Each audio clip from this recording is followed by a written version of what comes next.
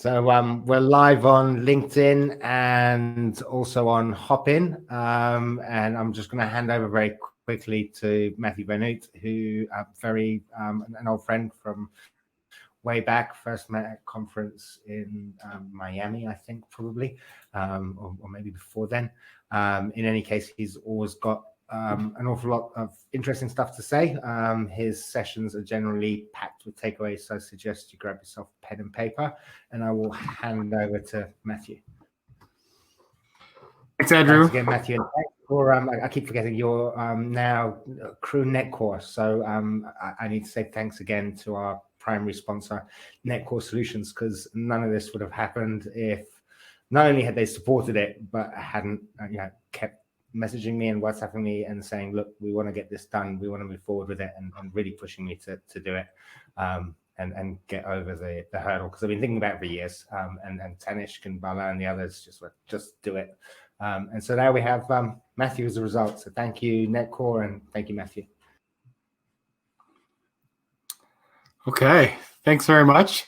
It's interesting watching the live screen and the stream, which is got about a 5-second delay, so I'm going to avoid that, but just bear with me. Good to see you all. Nice to see you all in the comments. Hopefully this session will be entertaining and provide some value. So just as a starting point, here we go. This is who I am. My name is Matthew Vernhout. I'm the VP of Deliverability for Netcore USA, or North America, I should say. I work with the deliverability team, which operates around the globe, delivering mail on behalf of our customers. So hopefully earlier today you saw some of our other sessions and know a bit about Netcore, but if you don't, certainly interested in talking to you about options and how things are going. So some great names. Hello to everybody in the comments. So we're going to cover a few different things today. We're going to go over sort of the basics of authentication, things that you should be doing. Some of these are technologies that have been around for a number of years already. And, we're going to talk a bit about some of the newer things, or things that you should just be aware of. Maybe they're not things that you need to actively take steps to integrate or activate within your platform. But if you're working with a provider, certainly talk to them to make sure that you have the capabilities and that they are using these technologies to send mail on your behalf. I always like to look at these different types of slides. Getting mail delivered, there's a lot of different opinions and different paths that mail takes. But from the basics of how mail gets from the sender to the recipient, there are a number of different hurdles that you have to walk through. So, you start with sort of that composition, you're building your message, you're getting it all ready, you get all the content ready, and then you hit send. So during that process, your mail servers use your domain keys to sign messages. They set up the TLS communication channel to integrate between your mail platform and the recipient mail platform, and initiate delivery. In that piece of time, they're also evaluating IP block lists, reputation block lists, other content block lists, potentially rate limits, and again, negotiating that TLS handshake. And I'm going to get into that a little bit more in a few slides, but I just want to kind of walk through the channels here so you can see where all the different pieces happen. Also, as part of that, we go through validation and looking at sort of those basics of validation: SPF, domain keys identified mail, DMarc validation, and then they make those determinations, right? Does the message get delivered? And if so, where does it get delivered? Is it the inbox, the spam folder, or maybe they just discard it or reject those messages? And then finally, your recipient receives it, and your recipient has the option to take those actions, such as open, click, and in some mailbox providers now, you will see BIMI logo or some type of avatar display alongside those messages. And that's really what we're going to talk about today, is all these different pieces of authentication and where the messages is tested as it goes through the delivery channel. For many of you, SPF is going to be rather basic. So what SPF does is it looks at the envelope from in regards to a message. And this is more technical in regards to your consumers or your client's consumers are never actually going to see this message or the envelope from. So this is sort of the hidden one. Lots of times people will say it's the mail from, it's the return path from, it's the RFC 5321 from. There's lots of different names for it, but basically it's the header that is used to authenticate SPF in this case. It is different from the display from that people will see, or the friendly from as it's commonly known. And oftentimes your ESP may actually set this using one of their domains versus the actual brand domain being sent by your client or by your brand.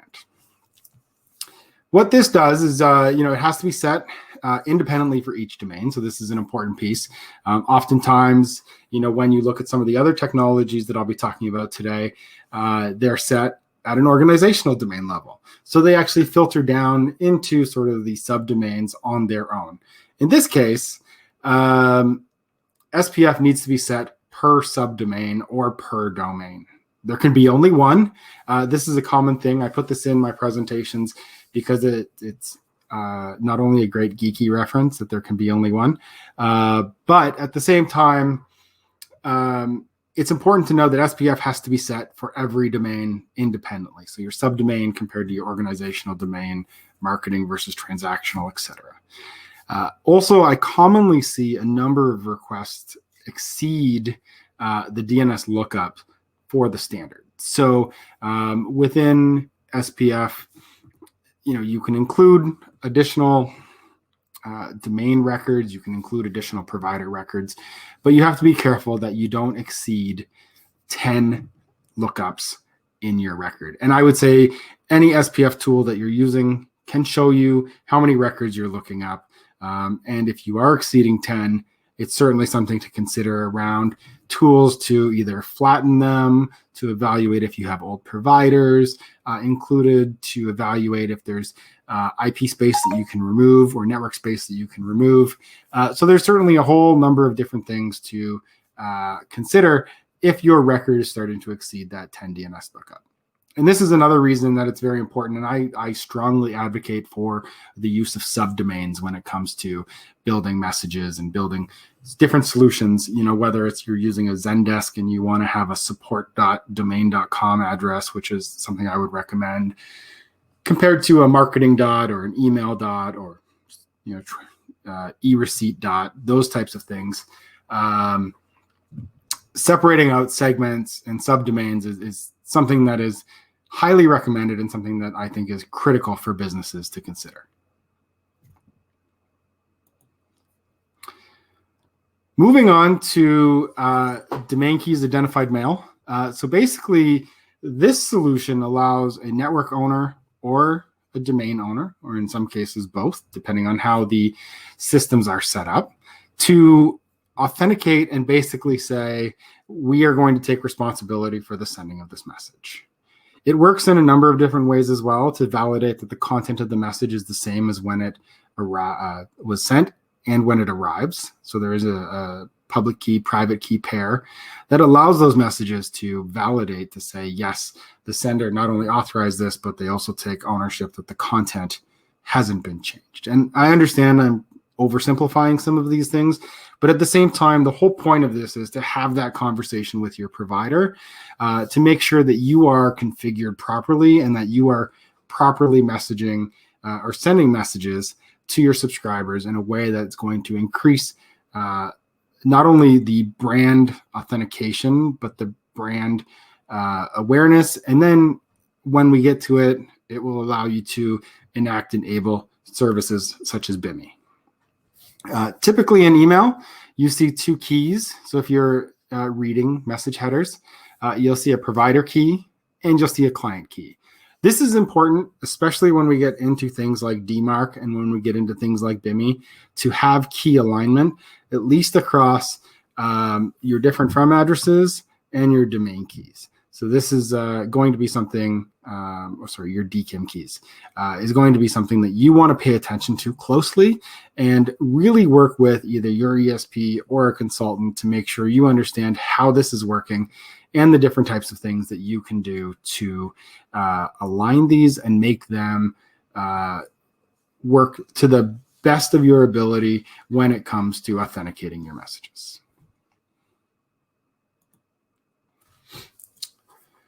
Once you've got your SPF set up, once you've got your domain keys set up, your DKIM keys set up, you can consider looking at DMarc. And I would actually say you can consider looking at DMarc before you get those things configured the same way. However, I would never move beyond a none policy if you're unsure about your SPF or DKIM setup. So looking at what DMarc allows you to do, you're basically able to set a policy requesting. Now, this has been a rather contentious discussion if you're on any of the DMarc mailing lists lately around, as a sender, influencing decisions or delivery policies at the recipient networks. So understand that this is simply a request as the sender to say, I believe, I'm unsure, so don't do anything. So you have a none policy. I'm fairly sure in regards to setting up my records that they're right. So if things fail, please put them in the quarantine, put them in the junk folder if you believe that they're junk, because that's, as the domain owner, I believe that they would be junk. And then, for those domains that get to that point where they're very sure, I'm 100% sure where we are when it comes to authentication. And potentially I'm willing to throw away some legitimate mail that for whatever reason fails authentication. You can move to a reject policy. You'll also hear lots of conversation around that not everyone needs reject. And I firmly believe that not everyone needs reject, but I do believe that somewhere between none and reject is the right fit for every brand. The wonderful thing that I think about DMarc is that you really only need it at your organizational domain. You can put it on your subdomains and have different policies for each of your subdomains, but for a global view of what's happening with your brand, simply put the record on your organizational domain and let that policy, and you can even create subdomain policies from there to say, for my corporate domain, reject, for my subdomains, maybe just quarantine. Again, it allows you to have a bit of distinction because the subdomains will inherit that policy from the organizational domain. Now, should you choose to have a subdomain policy, maybe where you want it to be none and your organizational policy is reject, you can certainly do that as well. There's nothing stopping you from doing that. So make sure you consider these things appropriately. Talk with your providers. There is at least one email service provider out there that will set policies that generate no reporting at all back to the organizational domain. And I'm not going to throw anyone under the bus, but I know some of you out there know who I'm talking about. But the general idea is, so if you're publishing DMarc and your vendor goes and publishes a policy without telling you or without informing you that they've gone and published a subdomain policy on your behalf, they may actually be creating a large black hole where you are going to then miss the value and miss out on any of the alerting or potential notifications on that subdomain because of the actions that your provider has taken. So make sure you're talking with your providers. Make sure you understand the things that they're doing on your behalf and that you are properly authenticating and watching all of your domains and all of your subdomains, and that they're not making decisions on behalf of your brand without informing you of these things.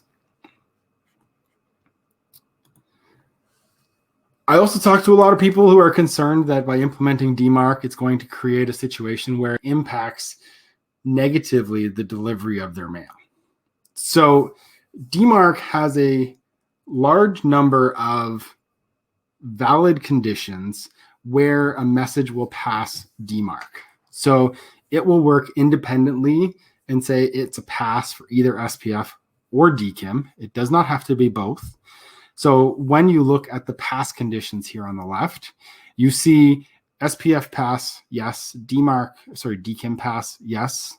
SPF and DKIM, yes, which is the most secure of the situations. And this is really where alignment comes into play for both your SPF and your DKIM settings for your messages. But you also get a DMarc pass where you have an SPF pass and a DKIM fail, or an SPF fail and a DKIM pass. So these things are really important to understand that, your mail can be configured in a bunch of different ways and still successfully use DMarc. I would say if you can't get to that situation where you have both SPF and DKIM pass, moving to a reject policy maybe more risky for your brand than the other situations where you have a solid SPF and DKIM pass. However, it's not something that should stop you from moving forward and looking at this. The DMarc fail situations will happen when you're only publishing SPF and it fails, only publishing DKIM and it fails, or publishing SPF and DKIM and they both fail. So in that case, that's where a policy will come into play for your messages on those fail conditions. So I have them just here as well as a easy way for you to understand sort of the different actions that would be taken. So a none policy simply would generate a report on a daily basis to your brand. A quarantine policy is asking for those messages to be put into the spam folder or bulk folder. And then a reject policy, you would actually see an error. And I see these from time to time as well, where you'll get an error message that says your message rejected due to your own policy. So paying attention to those, understanding the error codes, and working with your email vendor to make sure you've properly configured these or you're properly set up within their network to enable the use of these platforms and these types of authentication solutions is super important. So the basics of authentication, those are the things you need to be doing. Those are the things you need to be paying attention to. And those are the conversations you should be having with your provider. But we want to talk beyond authentication. We want to really focus on, what are the other cool sort of new things, and not even new things, but things that maybe you just need to understand a little bit further to help see what's happening with your mail as it's being delivered from your provider's network, your network, to the recipient's network.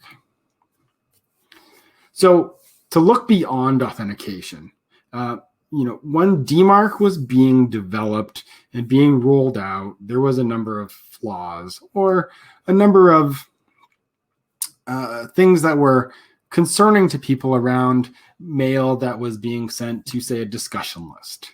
It would then be received and it would forward on to an undetermined amount of individuals. If you had a very strict DMarc policy, you could break delivery of those messages because potentially, your DKIM gets changed or the message gets changed, which is very common in a discussion list setting.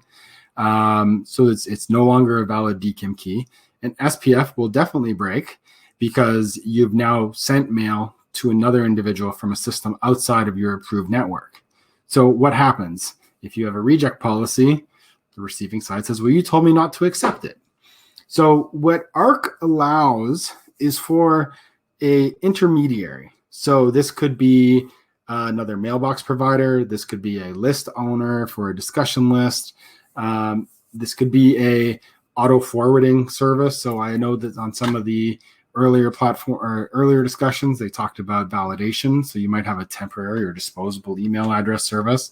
They could take a message that they receive, ARC sign it, and then pass that message on to the final destination with a header that basically shows, I did the original validation, here's what the results were, and allow the final destination receiving network to review those ARC headers and say, do I trust this sender to say that they properly validated this? Do I trust them to, when they forwarded this to me, they didn't make any modifications? And it basically is a pass along stamp that is built on the values of trust, like all things in email, to say the intermediary took steps to validate this, and I'm going to either believe them or not believe them, and then base my homework and validation of their message, the message on their homework. So you get sort of that next step look at how things have been done with ARC. This is still also in development, but if you're interested to see ARC headers, anytime you're looking at a Gmail message, view original for the message, and you will see that DMarc completes ARC validation within those headers, and you'll be able to see the different steps. And you'll see an SPF validation, a DKIM validation, a DMarc validation alongside those ARC headers. The other part that I had touched on earlier really talked about TLS, or transport layer security. And this is basically a way to enable two networks to talk to each other over a secure channel. So it's using an encrypted communication, basically as it passes messages back and forth, or passes data back and forth between the two platforms to enable just a secure communication. Now, as a brand, this isn't something that you should be worrying a lot about, because your providers should be taking care of this for you. For your corporate communications, if you're hosting yourself, this is something you definitely want to bring up and make sure that your in-house IT team is configuring, setting up an opportunistic solution where it will start and say, let's have a secure chat. And if the recipient side says, I can't, or I'm not ready, or we don't talk the same type of security, you can default back to a level of security that both platforms can communicate with in order to continue to send those messages. So just being aware of that, talk to your provider again. Probably the best example of seeing this visually is when you look at a message in Gmail, you may see a green or a red little lock symbol next to the message. That's basically talking about where these messages sent over a secure communication network, such as using platforms using TLS to talk to each other. And I think this is probably the most buzzworthy part of the whole conversation today. So alongside of my role within Netcore, I'm also the communications chair for the Authenticators Working Group, which is the group that works on the BIMI standard. So what BIMI is basically a way for a brand to publish their logo next to their from name, their display from, in an email message. This has gotten quite a bit of press lately. It's gotten quite a bit of interest from people. And, I would say if you're interested in doing this, certainly understand sort of the steps, and I'm going to walk through those as well. But there are a number of things that you need to do to make this work for your brand or for your clients' domains before you can simply just start to see your logo show up. So the first thing you need to be aware of is DMarc needs to be at enforcement. So that means you have to do your homework. You have to get DMarc done. Highly recommend that you get domain alignment for DMarc configured properly. It's very important. You need to have an SVG, or vector graphic image, developed to the tiny PS, which is portable secure is what PS stands for, specification. So this is something, again, that was developed by the BIMI working group. It removes a whole bunch of other features, such as the ability to insert code, different types of flags, different types of things that you can do within a vector graphic or an SVG that we determined as we were working through this at the time to potentially open up the system to attacks. So we basically created a slimmed down, trimmed out version that allows a network receiver to be sure that there's nothing bad happening within the message or bad happening within the logo.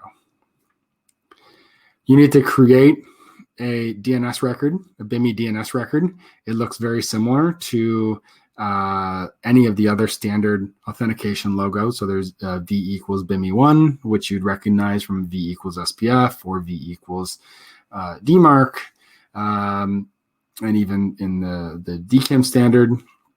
And at some point in the future, it may actually require a verified mark certificate for a brand. Currently, this is required as part of the Google pilot.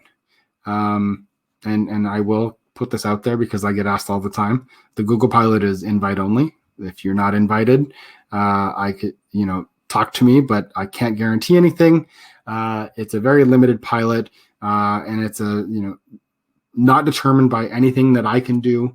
At best, the introduction is the only thing that I can make, and the ask. But at this point, if you're not invited, stick around. There'll be more information coming as Google gets closer to a general availability. Also something I don't have any input or timing on. So those tend to be the most common questions I get asked. So hopefully get them out of the way early. As well as BIMI, like I said, is only required at the organizational domain. So it will actually filter down to all of your subdomains as it goes.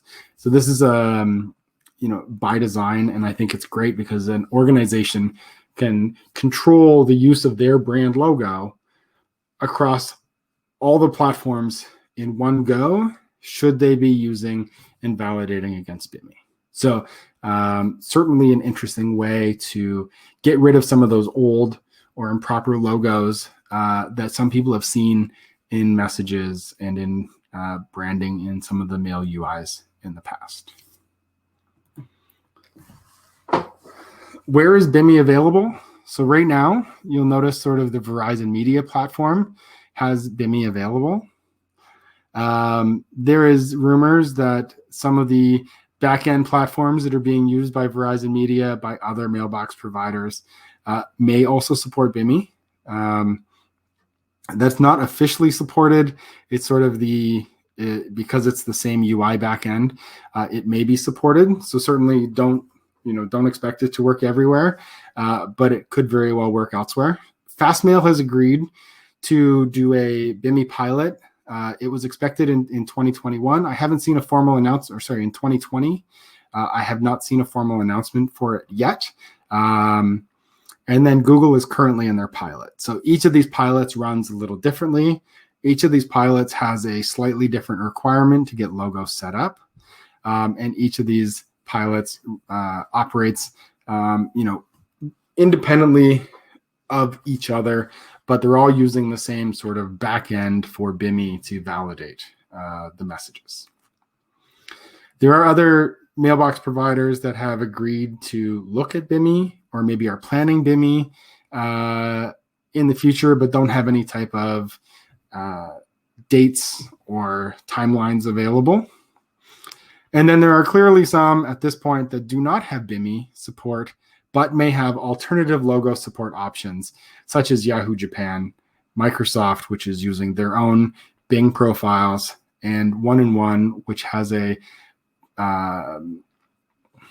logo program, I believe, that's also run through the CSA and maybe another local program within their geographic regions. So this is the landscape right now. Each platform has their own requirements for getting your logo set up, and the information you can find is all available in the BIMI Group website, so bimigroup.org.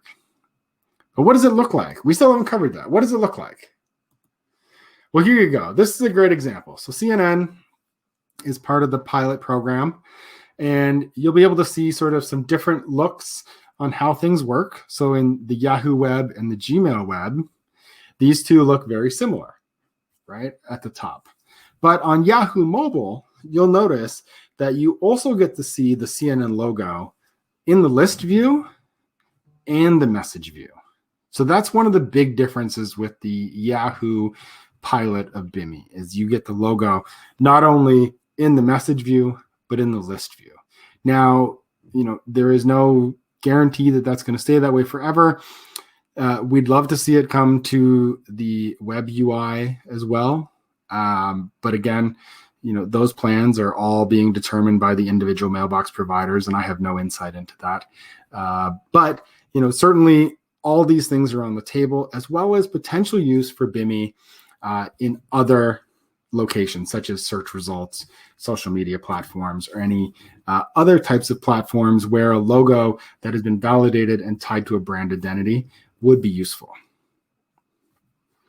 Jack has a question here. Why only mobile? I think why only mobile? It's probably just easier for them at this point to make changes to the mobile platform. I don't have any insight into why specifically, but certainly it's a great question. I'll ask, and we'll see if we can get the FAQ updated on the BIMI Group website on that. But for now, this is just where we're seeing it displayed. So with that, I know we have a Q&A session after this, but please feel free to reach out to me and let me know. Does it work also for AOL Mobile? I would have to download the AOL Mobile to see. I'm not sure. It definitely works on Yahoo Mobile.